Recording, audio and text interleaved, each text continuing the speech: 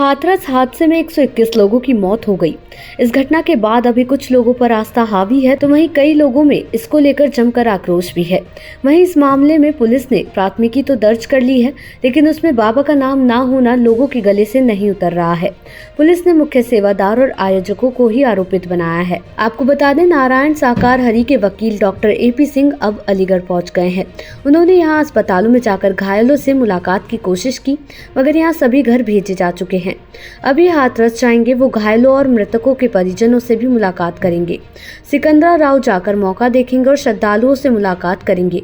वो एटा और मैनपुरी भी जाएंगे। वहीं पुलिस ने मुख्य सेवादार और आयोजकों को ही आरोपित बनाया है। प्राथमिकी में भी घटना के लिए उन्हें ही जिम्मेदार ठहराया है। वरिष्ठ अधिवक्ता संतोष कुमार कहते हैं कि घटना के पीछे बाबा की बड़ी लापरवाही है। उनके विरुद्ध मुकदमा पंजीकृत होना चाहिए। इसी के साथ पुलिस प्रशासन की भी लापरवाही है। SDM ने जब अनुमति दी तो उसके लिए व्यवस्था क्यों नहीं की गई? उन्हें तत्काल निलंबित किया जाना चाहिए था। आपको बता दें, हाथरस में जिस भोले बाबा के कार्यक्रम में 121 लोगों ने भगदड़ में जान गंवा दी, उस भोले बाबा के देश में कई आश्रम है। स्वयंभू बाबा भोलेनाथ उर्फ नारायण हरि साकार उर्फ सूरजपाल का मैनपुरी, कानपुर, नोएडा और ग्वालियर में आश्रम है। इन आश्रमों में रहने वाले बाबा को इंसान नहीं बल्कि परमात्मा मानते हैं। कहा जाता है 3 चक्र की सुरक्षा छूना भी मना। क्या है बाबा के 10 रहस्य, आइए जानते हैं। भोले बाबा को जानने वाले एक व्यक्ति के अनुसार उनकी लंबाई लगभग 5 फीट 7 इंच है। वो स्वच्छता का काफी ध्यान रखते हैं। 12वीं तक पढ़े भोले अच्छी अंग्रेजी बोलते हैं। उन्हें कारों और परफ्यूम के शौक है। भोले बाबा तक पहुंचना आसान नहीं है। वो किसी अनुयायी को खुद को छूने तक नहीं देते थे। हमेशा 3 स्तरों के अंग रक्षकों से घिरे होते थे, जो कि गुलाबी, भूरे और काले रंग के कपड़े में होते थे। ग्वालियर में भी बाबा सत्संग करते थे।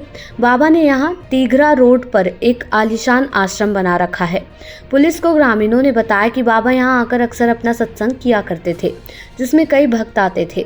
लेकिन स्वामी हरि को किसी पर कोई विश्वास नहीं था, इसलिए वो अपनी सिक्योरिटी अपने ही सेवादारों से करवाते थे, जो उनके साथ यूपी से आते थे, जिनमें बड़ी संख्या में महिलाएं भी होती हैं। बाबा के साथ यूपी से ही गाड़ियों का काफिला आता था। नारायणी सेना, गरुड़ योद्धा और हरि वाहक 24 घंटे उनकी रक्षा करते थे। गरुड़ योद्धा काले कपड़े पहनते थे, हरि वाहक भूरे रंग की टोपी पहनते थे और नारायणी सेना के लोग गुलाबी कपड़ों में होते थे। भोले बाबा की दलितों में गहरी पैठ थी। उनके अधिकतर भाषण सामाजिक न्याय और सशक्तिकरण के इर्द गिर्द घूमते थे। SC, ST और OBC वर्ग के अलावा मुस्लिम भी उनके अनुयायी थे। बाबा का असल नाम सूरजपाल सिंह था। वो एक किसानी हुआ करते थे, लेकिन बाद में पुलिस में भर्ती हो गए। उत्तर प्रदेश पुलिस में एक हेड कांस्टेबल के तौर पर काम करते थे। साल 2000 में उन्होंने हेड कांस्टेबल पद से स्वैच्छिक सेवानिवृत्ति ले ली थी। हालांकि कहा जाता है कि हेड कांस्टेबल की नौकरी के दौरान इटावा में बाबा पर यौन शोषण का मुकदमा दर्ज हुआ था, जिसके बाद उन्हें पुलिस विभाग से बर्खास्त कर दिया गया था और वो जेल में भी रहे थे। जेल से छूटने के बाद उन्होंने प्रवचन देने का काम शुरू कर दिया।